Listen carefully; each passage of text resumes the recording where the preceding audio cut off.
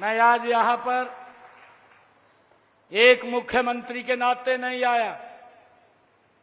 मैं आप लोगों के बीच में आपके बेटे, आपके भाई के नाते यहां आया हूं, अपने परिवार के अंदर। आज हम सभी के लिए यहां एक गौरवशाली क्षण का हिस्सा बनने के लिए हम सब एकत्र हुए हैं। सुमेर एजुकेशन इंस्टीट्यूशन जोधपुर के इस 128वें स्थापना दिवस के अवसर पर मैं आप सबको बहुत बहुत बधाई भी देता हूं, शुभकामनाएं भी देता हूं।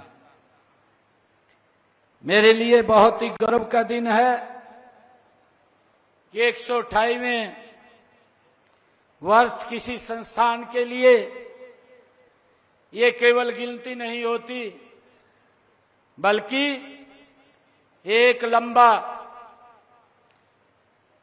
और उज्जवल भरा इतिहास उस संस्थान का होता है।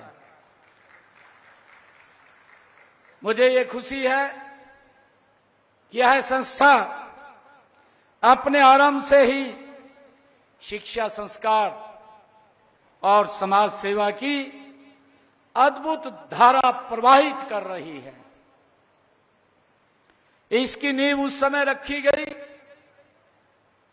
जब शिक्षा का प्रसार राजस्थान जैसे मरुस्थल क्षेत्र में बड़ी चुनौती था, लेकिन संस्थान के संस्थापकों ने इस सपने को देखा था और ज्ञान का ही सबसे बड़ा प्रकाश और उसी प्रकाश को फैलाने का बीड़ा उन्होंने उठाया।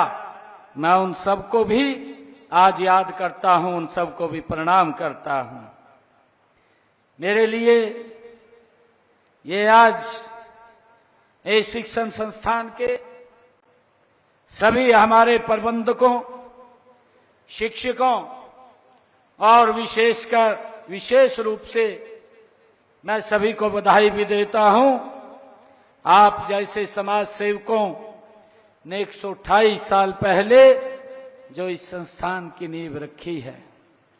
मुझे खुशी है कि आज मुझे एक ऐसी 800 बच्चों को सम्मानित करने का भी ये अवसर मिलेगा।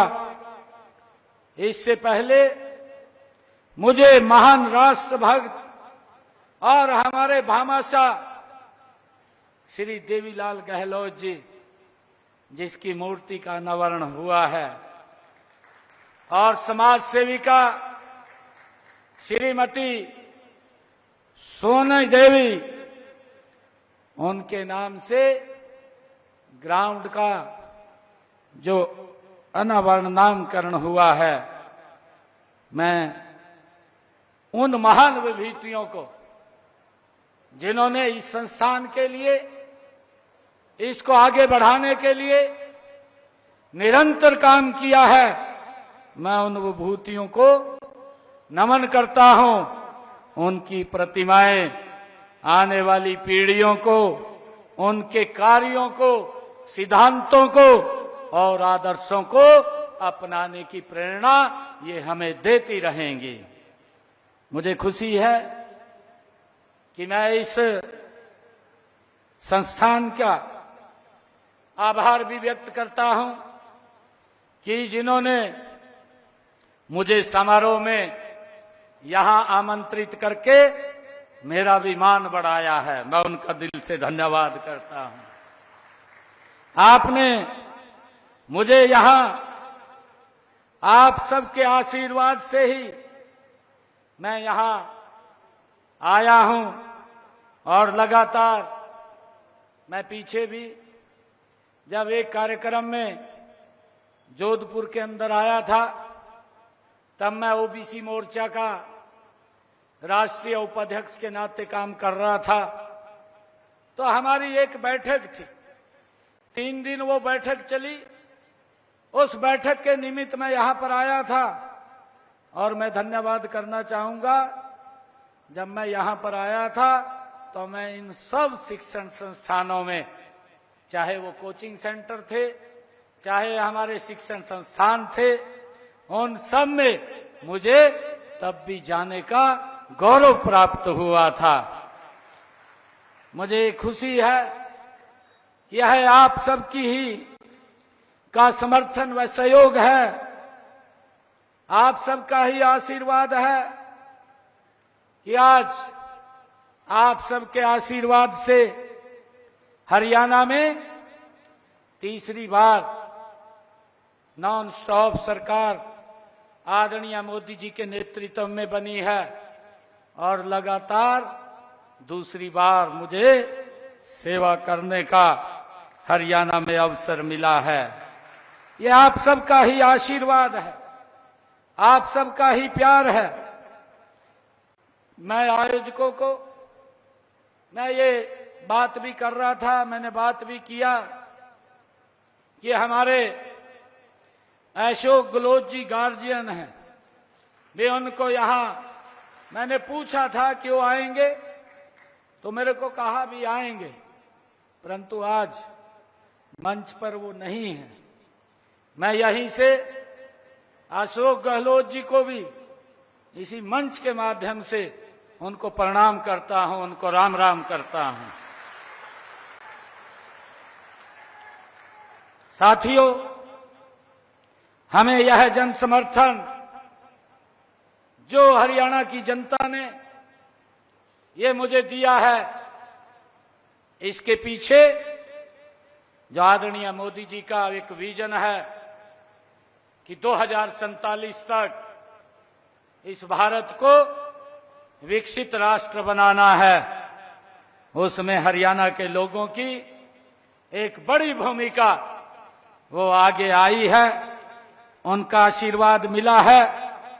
यह जन समर्थन, ये राष्ट्रवाद, सुशासन, अंत्योदय दर्शन और सबका साथ सबका विकास की भावना का ये प्रतीक मिला है।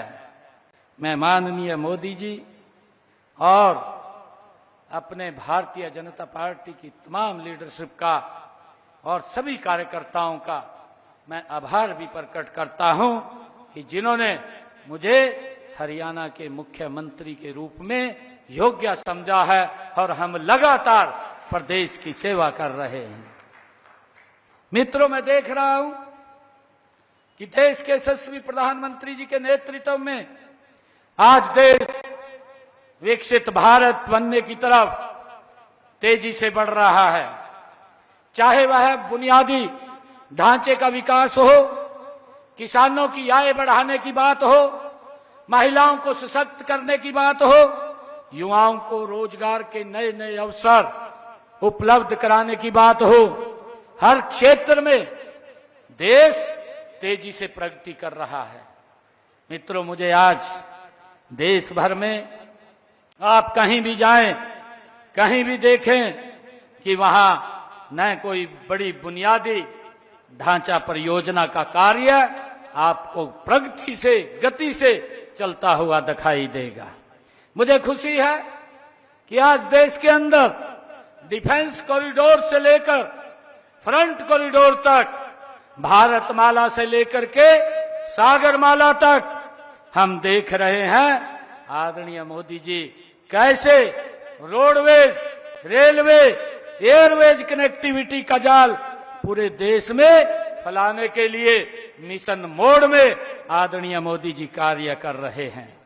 आदरणीय प्रधानमंत्री जी के ये कुशल मार्गदर्शन में ही विभिन्न प्रदेशों में हमारी डबल इंजन की सरकारें भी विकास व जन कल्याण के बड़े बड़े प्रोजेक्ट और योजनाओं को अमली जामा आज पहनाया जा रहा है। और मैं देख रहा हूं राजस्थान और हरियाणा इस बात के जीते जागते प्रमाण हैं, ये हम अपनी आंखों से देख रहे हैं। मित्रों, मैं बताना चाहूंगा कि राजस्थान में भी हमारे राजस्थान के लोकप्रिय मुख्यमंत्री भजनलाल जी शर्मा, जब मैं दिल्ली से चला तुरंत उनका फोन आया और फोन आया तो मुझे कहने लगे, मैं अभी जहाज में नहीं बैठा था, उससे पहले ही भजनलाल जी का फोन आया और मुझे कहने लगे कि मैं भी जोधपुर आना चाहता था, परंतु किसी व्यस्तता के कारण मैं यहाँ नहीं आ रहा। समाज के सभी लोगों को मेरी तरफ से भी राम राम कहना। भाइयों, आदरणीय भजनलाल शर्मा जी के नेतृत्व में भी ये राजस्थान बनने का अभियान निरंतर गति से आगे बढ़ रहा है। साथियों, मुझे गर्व है कि माली संस्थान जोधपुर के 128 सालों से शिक्षा और समाज सेवा के क्षेत्र में सराहनीय काम हो रहा है। यह माली समाज का सबसे पुराना यह संस्थान है। आपने समाज के विद्यार्थियों को प्रशिक्षण, रोजगार प्रदान करने, उन्हें अपने पैरों पर खड़ा किया है। आप आर्थिक रूप से कमजोर विधवाओं को पेंशन देने, जो मुझे बताया गया है, सामूहिक विवाह, चिकित्सा सहायता, दिव्यांग शिविर, खेल कूद प्रतियोगिताओं आदि के माध्यम से समाज की आप महान सेवा कर रहे हैं। मैं सभी पदाधिकारियों को संस्थान के बहुत बहुत बधाई और साधुवाद देना चाहता हूं। मित्रों, आपने लगभग, मुझे ये खुशी है कि 1200 विद्यार्थियों के छात्रावास की भी यहां पर स्थापना की है और उनको विभिन्न प्रतियोगी परीक्षाओं में सफल बनाने के लिए आप लोगों ने इस पवित्र भूमि पर निःशुल्क कोचिंग सेंटर तथा पुस्तकालय भी आप चला रहे हैं। आपके द्वारा किए जा रहे कार्यों की सूची इतनी लंबी है कि इन सब के नाम गिनाना ये असंभव नहीं। से ये मैं आपकी समाज सेवा की इस भावना की दिल की गहराइयों से आपकी सराहना करता हूं। आपका यह कार्य ये दर्शाता है कि हम अपनी सांस्कृतिक धरोहर को बनाए रखते हुए शिक्षा के माध्यम से समाज को प्रगतिशील बना सकते हैं। यह समारोह इस बात का प्रमाण है, जब समाज के लोग एकजुट होकर कार्य करते हैं तो बदलाव संभव है, ये देखने को मिलता है। मित्रों, मुझे यह बताते हुए भी गर्व हो रहा है कि हरियाणा के लोग भी इसी विचारधारा को आगे बढ़ा रहे हैं। हरियाणा में भी हमारी शिक्षण संस्थाएं आप ही की तरह शिक्षा का प्रकाश लगातार फैला रही हैं। मित्रों, हमारे समाज का इतिहास संघर्ष, त्याग और सेवा का इतिहास रहा है। यह समाज सदैव शिक्षा, कृषि और राष्ट्र निर्माण में अग्रणी भूमिका ये निभाता रहा है। चाहे वह ऐतिहासिक योगदान हो या आज का दौर हो, हमारे समाज ने अपनी प्रतिभा और मेहनत से देश का मान बढ़ाने का काम ये हमारे समाज ने किया है। मुझे खुशी है कि हमारे समाज ने देश को बड़े बड़े ये वीर योद्धा, महान कलाकार, बड़े बड़े विद्वान और कई खेल प्रतिभाएं भी दी हैं। देश की आजादी के आंदोलन में और उसके बाद देश के नव निर्माण में सैनी समाज का योगदान सराहनीय है। हमें इस गौरवशाली इतिहास से प्रेरणा लेकर के संगठित व एकजुट होकर के आगे बढ़ने की आज आवश्यकता है। मुझे ये गर्व है कि इसी समाज से श्री लक्ष्मीदास जी महाराज जैसे संत और बल्लभगढ़ रियासत के सेनापति गुलाब चंद सैनी वो वीर योद्धा हुए हैं। सामाजिक क्रांति के अग्रदूत महात्मा ज्योतिबा फुले, माता सावित्रीबाई फुले, जो भारत की प्रथम महिला शिक्षिका, जो हमारे समाज के ये रत्न है। भाइयों, हमें गर्व है, उन्होंने समाज में विशेषकर महिला शिक्षा के क्षेत्र में क्रांतिकारी कार्य अगर किसी ने किया है तो महात्मा ज्योतिबा फुले और माता सावित्रीबाई फुले ने किया है। उन्होंने बाल विवाह को रोकने, विधवा विवाह का समर्थन करने, महिलाओं को शिक्षा का अधिकार दिलाने और छुआछूत को खत्म करने में अपना जीवन लगा दिया है। महात्मा ज्योतिबा फुले जी ने किसानों मजदूरों के लिए भी सुधार आंदोलन चलाए हैं। उनकी समाज सेवा की भावना देख करके वर्ष 1888 में उन्हें महात्मा की उपाधि ये दी गई थी। ये हम सब के लिए, ये समाज के लिए एक गौरव की बात है। मित्रों, माता सावित्रीबाई फुले जी ने महिला शिक्षा, उसके उत्थान के लिए अनेक विरोधों के बावजूद डट करके उन्होंने काम किया है। जब वो महिलाओं को शिक्षित करने के लिए जाती थी, किस प्रकार से लोग उनके ऊपर अत्याचार करते थे, उनकी परवाह किए बगैर उन्होंने महिलाओं को शिक्षित करने का बेटियों को बीड़ा उठाया। उन्होंने उस समय कहा था कि यदि आप एक पुरुष को शिक्षित करते हैं तो आप एक व्यक्ति को शिक्षित करते हैं, लेकिन यदि आप एक महिला को शिक्षित करते हैं तो आप पूरे परिवार को शिक्षित करते हैं। ये माता सावित्रीबाई फुले ने उस समय कहा था। मुझे ये भी खुशी है कि इनके अलावा हमारे बिहार में सामाजिक क्रांति के सूत्रधार बाबू जगदेव प्रसाद कुशवाहा जैसे समाज सेवक, हॉकी के जादूगर मेजर ध्यानचंद जी कुशवाहा जैसे खिलाड़ी तथा हमारे चंडीगढ़ स्थित रॉक गार्डन के निर्माता पद्मश्री नेकचंद जी सैनी जैसे कलाकार भी इसी समाज की देन है। समाज के युवाओं को मैं यही बात कहना चाहूंगा कि आप अपने पूर्वजों की परंपराओं को संजोते हुए शिक्षा को अपना मुख्य आधार बनाएं।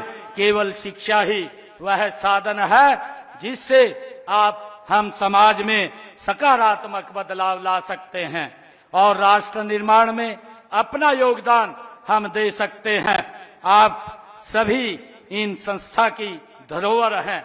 भाइयों, हमें ये समझना चाहिए कि आने वाले समय में संस्थान का नाम की और भी ऊंचाइयों तक आपके अपने ज्ञान, अपने संस्कार और अपने कर्मों से इसको संस्थान को और ऊंचाइयों के ऊपर हम पहुंचाएं। अंत में मैं एक बार फिर माली संस्थान जोधपुर को मैं बहुत बहुत धन्यवाद देता हूं, जिन्होंने इस समारोह का आयोजन किया और हमें ऐसे मंच प्रदान किया जहां हम अपनी संस्कृति, शिक्षा और समाज की उपलब्धियों पर गर्व कर सकते हैं।